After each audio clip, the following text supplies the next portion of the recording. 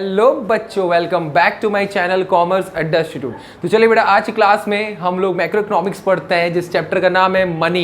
इससे पहले वाले क्लास में हमने कुछ टॉपिक को कवर किया था, यानी फंक्शन ऑफ मनी पढ़ लिया था। आज हम लोग पढ़ेंगे बेटा फॉर्म्स ऑफ मनी। ठीक है, हमारा नेक्स्ट टॉपिक क्या रहेगा बेटा? Forms of money.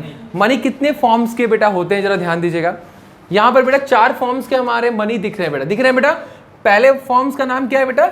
Fight money. क्या नाम है? Fight money. फाइट मनी को लीगल टेंडर मनी भी कहते हैं। ठीक है, दूसरा हमारा होता है फ्यूडिशरी मनी। क्या नाम है? हाँ, फ्यूडिशरी मनी, जिसको नॉन लीगल टेंडर मनी भी कहते हैं।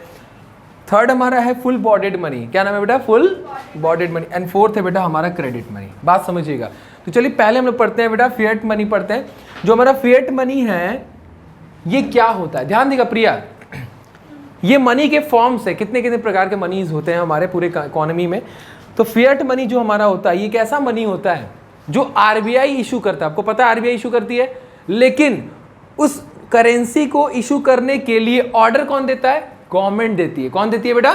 गवर्नमेंट। क्योंकि मतलब पूरा कंट्रोल किसके हाथ में? गवर्नमेंट के हाथ में। गवर्नमेंट जितना ऑर्डर देगी करने के लिए, जो भी करेंसी बोलेगी इशू करने के लिए, छापने के लिए, आरबीआई उसको फॉलो करेगा। कौन फॉलो करेगा बेटा? आरबीआई।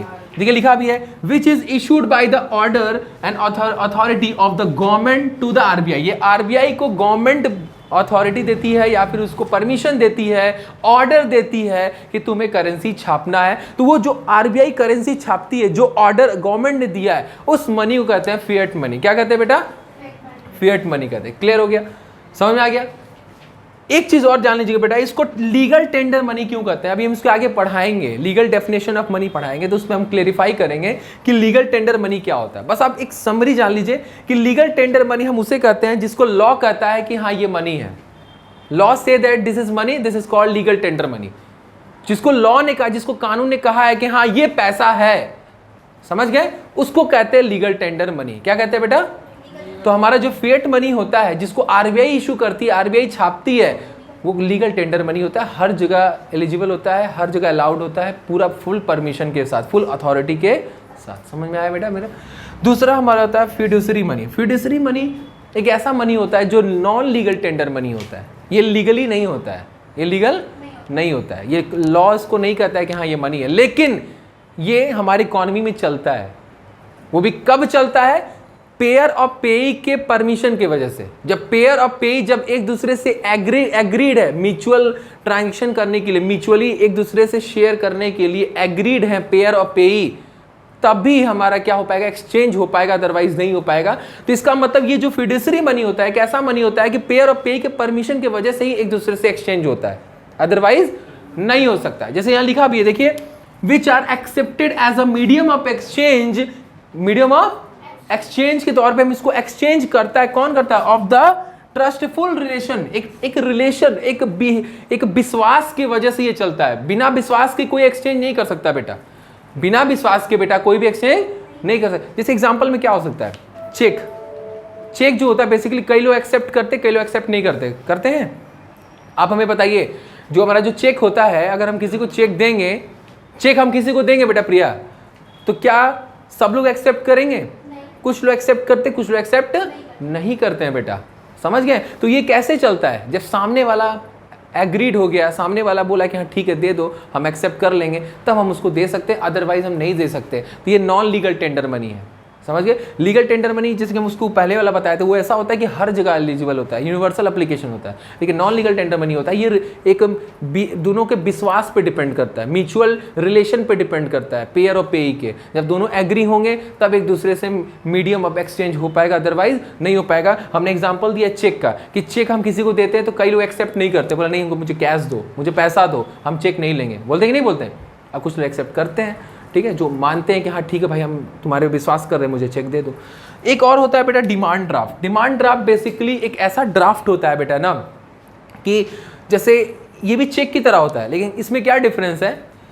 जैसे मान लीजिए बेटा, अपना कॉलेज में जब आप पढ़ेंगे, जैसे हम भी कॉलेज में पढ़े, तो उसमें क्या था कि डिमांड ड्राफ्ट चलता है। स्कूलों में कई सारे चलता है डिमांड ड्राफ्ट, शायद कई सारे स्कूलें हैं जो डिमांड ड्राफ्ट चलाती है। जैसे फॉर एग्जाम्पल, आप कहीं स्कूल में गए, कहीं कॉलेज में गए, वहाँ एडमिशन कराने गए, तो एडमिशन का जो फीस आप दे रहे हैं, तो सामने वाला ये बोल रहा है कि हमको पैसा मत दो, तुम मुझे ड्राफ्ट, डिमांड ड्राफ्ट दे दो। तो आपको बोलेगा कि तुम जाओ, कोई उसका एक अपना ब्रांच होगा, बैंक होगा जो उससे कनेक्टेड होगा, उस स्कूल उस कॉलेज से कनेक्टेड हो कोई बैंक होगा, उस बैंक में आपको बोलेगा जाओ और वहाँ से डिमांड ड्राफ्ट बना के मुझे दे दो। तो आप जाएंगे बैंक में, ठीक है, बैंक से एक फॉर्म लेंगे, ठीक है, उस फॉर्म में अपना पूरा डिटेल भरेंगे कि हाँ मुझे इतने का पैसा, वो भी किसका फॉर्म लेंगे, आप बोलेंगे बेसिकली बैंक को कि हाँ देखिए मेरा इस स्कूल इस कॉलेज के बिहाफ में मुझे फॉर्म दीजिए। तो वो उस कॉलेज उस स्कूल के बिहाफ में वो फॉर्म देगा।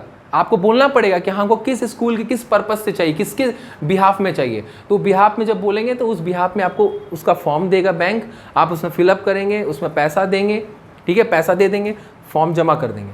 कुछ देर बाद आपको क्या करेगा, एक चेक की तरह एक आपको स्लिप बना के वो देगा, समझ रहे हैं। वो स्लिप जो वो देगा वही होता है डिमांड ड्राफ्ट। वो स्लिप दिया, आप जाएंगे फिर कॉलेज में जाके वहाँ पर स्लिप दे देंगे, समझ गए।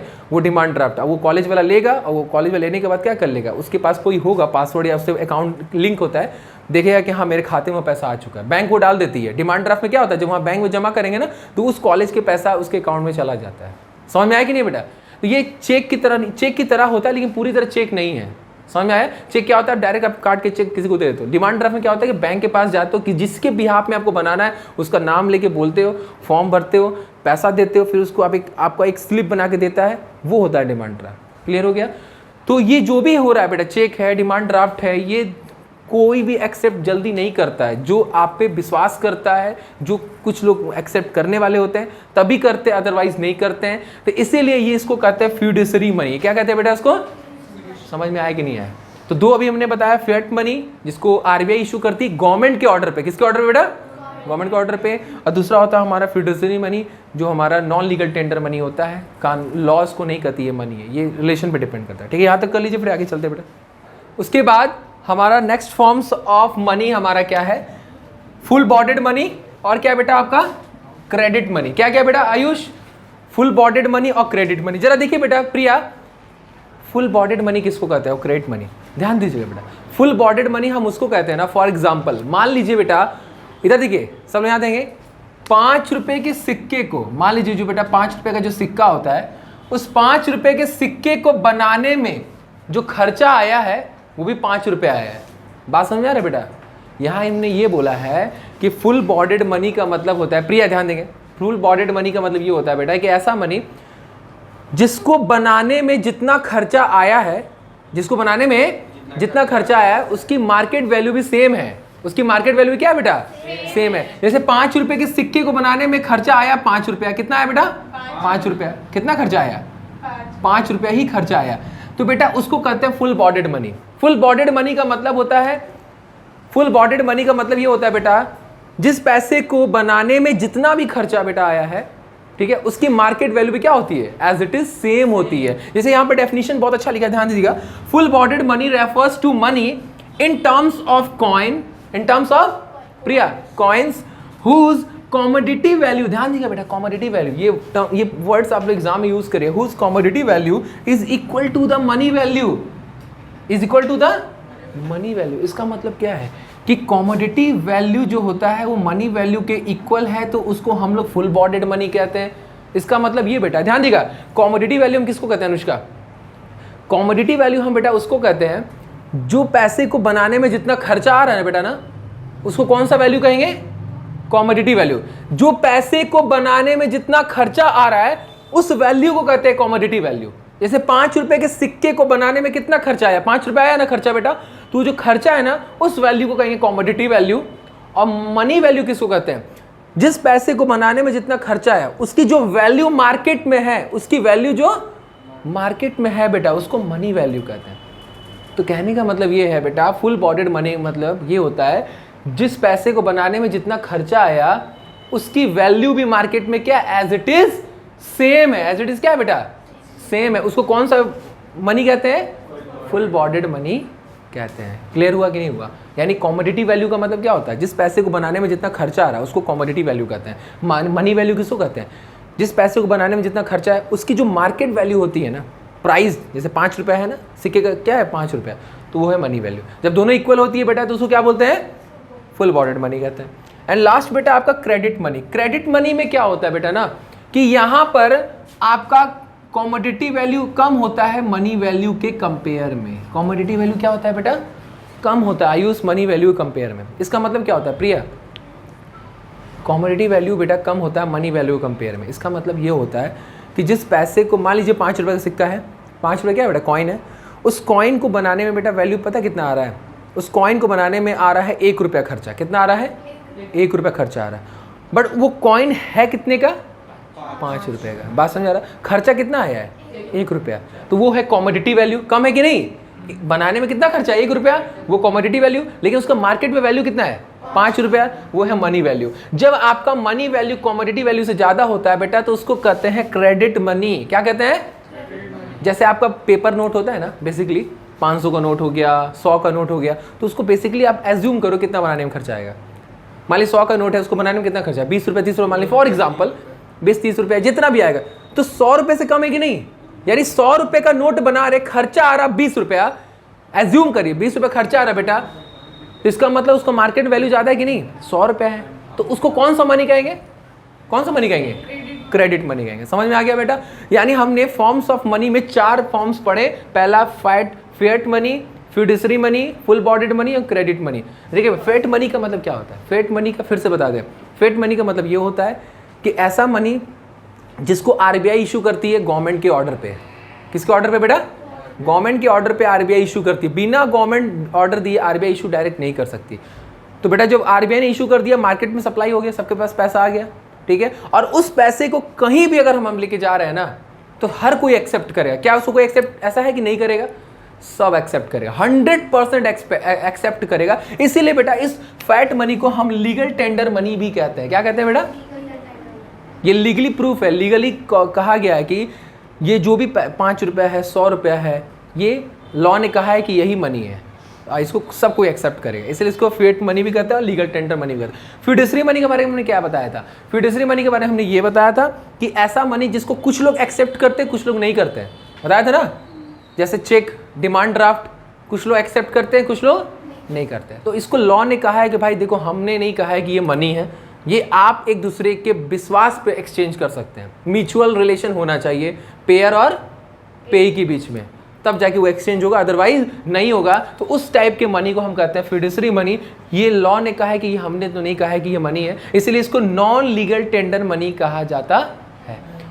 फुल बॉडीड मनी के बारे में क्या बताया कि ऐसा मनी जिसको बनाने में जितना खर्चा आया और उसकी मार्केट वैल्यू दोनों सेम है, मतलब कि commodity value and money value दोनों सेम है, उस मनी को कहते हैं हम लोग फुल बॉडीड मनी। जैसे कॉइन, सिक्का, बेसिकली सिक्का हो सकता है, उसको बनाने में खर्चा 5 रुपये आया और मार्केट वैल्यू उसकी 5 रुपये है, तो सेम है। क्रेडिट मनी किसको कहते हैं? जिसको बनाने में जितना खर्चा आया है उसकी मार्केट वैल्यू बहुत ज़्यादा है उससे।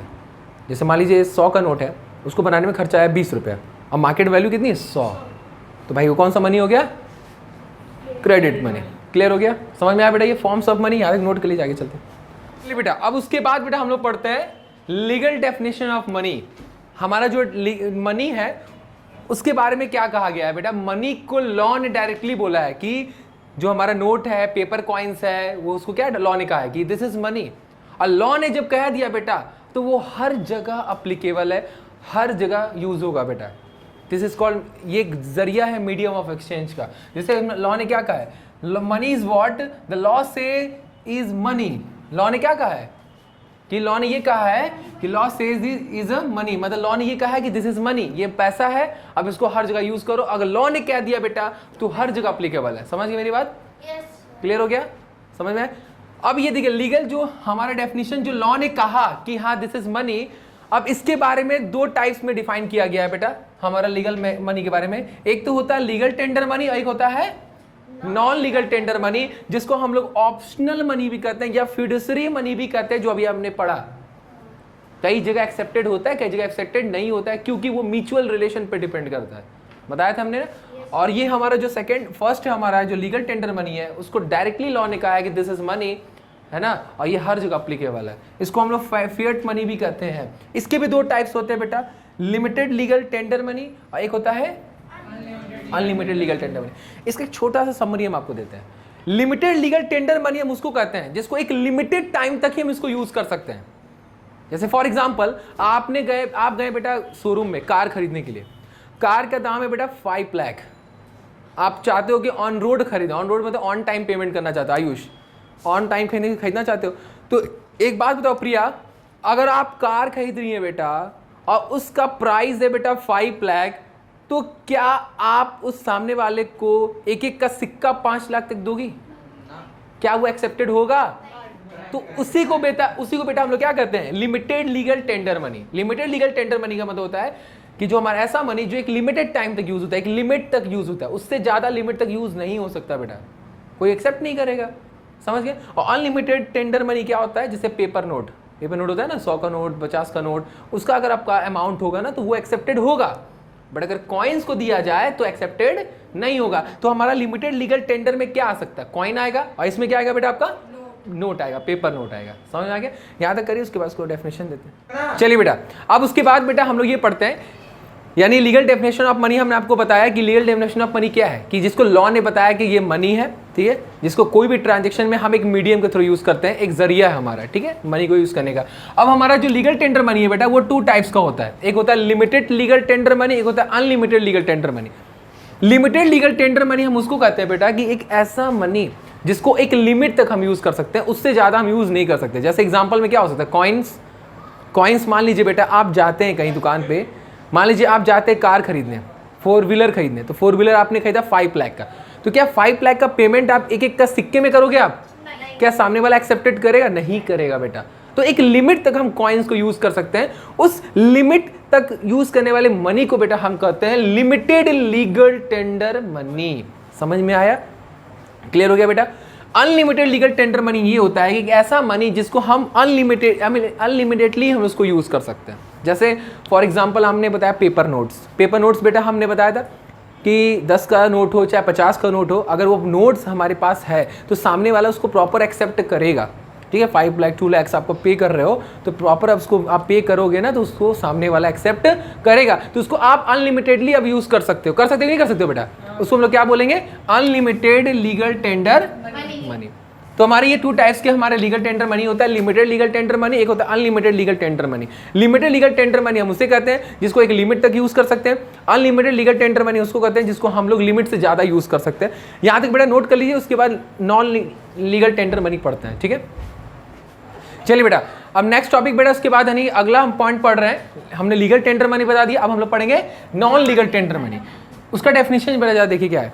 नॉन लीगल टेंडर मनी मैंने क्या बताया, it refers to that forms of money which is generally accepted but legally one is not bounded to accept it। यानी कानून ने, लॉ ने कहा है कि ये लीगली एक्सेप्टेड नहीं भी हो सकता है, यानी सामने वाले पे डिपेंड करता है कि वो अगर एक दूसरे से म्यूचुअल एग्री है एक दूसरे से एक्सचेंज करने में, तब जाके होगा एक्सचेंज, अदरवाइज नहीं होगा। यानी कई लोग इसको एक्सेप्ट करते हैं, कई लोग एक्सेप्ट नहीं करते, बट लॉ ने इसको नहीं कहा है कि ये मनी है। बात समझ में आ गया?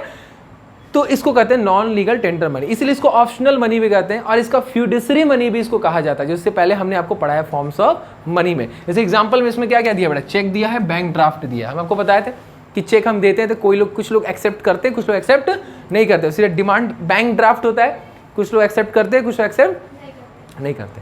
तो ये बेटा हमारा होता है legal non legal tender money. अब उसके बाद बेटा हम लोग लास्ट उसके बाद पढ़ते हैं, आज के लिए इतना ही रहेगा। बैंक मनी, बैंक मनी को बेटा हम लोग डिमांड डिपॉजिट कहते हैं। क्या कहते हैं बेटा? Demand deposit. जो कोई भी पब्लिक बैंक में जो पैसा जमा करती है और उसको जब चाहे तब बैंक से डिमांड कर सकती है निकालने के लिए, उसको हम लोग डिमांड डिपॉजिट कहते हैं। क्या कहते हैं बेटा?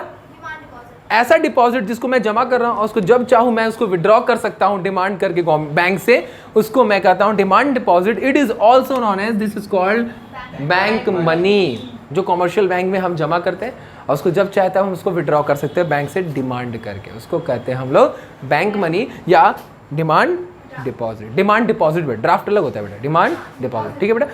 तो आज के लिए बेटा हम लोग इतना ही, फिर मिलते हैं हम लोग नेक्स्ट वीडियो में, तब तक के लिए बाय बाय, टेक केयर।